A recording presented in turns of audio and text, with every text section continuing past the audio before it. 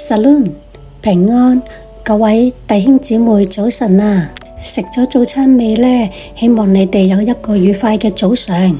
你哋對上一次感受到真正嘅平安係幾時啊？可能我哋成日講平安，但係我哋嘅心裏面係咪真係安穩呢？ Shalom 係一句我哋好熟悉嘅，但往往喺困難嘅時候最容易忘記嘅一句說話。呢一句話係主耶穌基督上十架之前為門徒留下嘅最珍貴嘅遺產，亦都係主留俾我哋最珍貴嘅禮物，就係我將我的平安賜給你們。今日想同大家分享嘅就係聖靈所結嘅果子啊，佢有9種特質，當中其中一種叫做和平。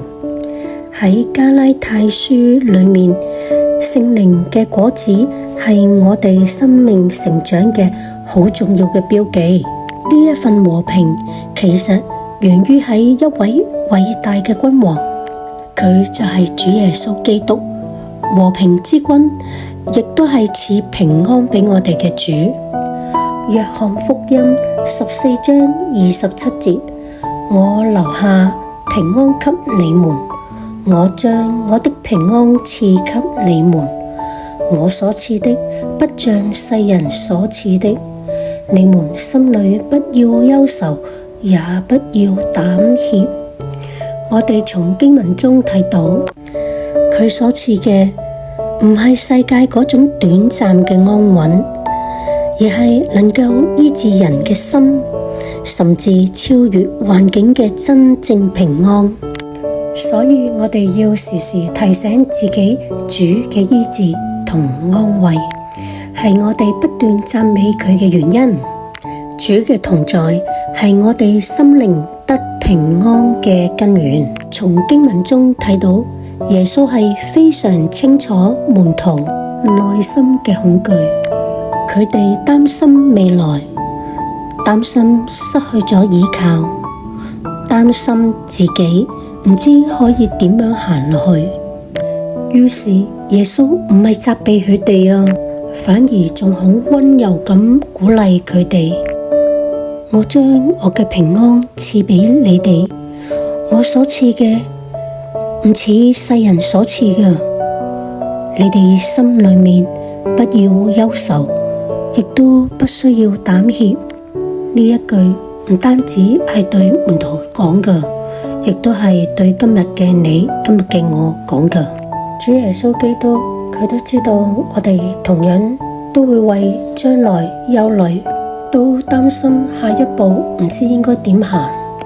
但係主耶穌仍然向我哋宣告，雖然你唔知道明日係如何，但係你所信嘅主已經早已掌權。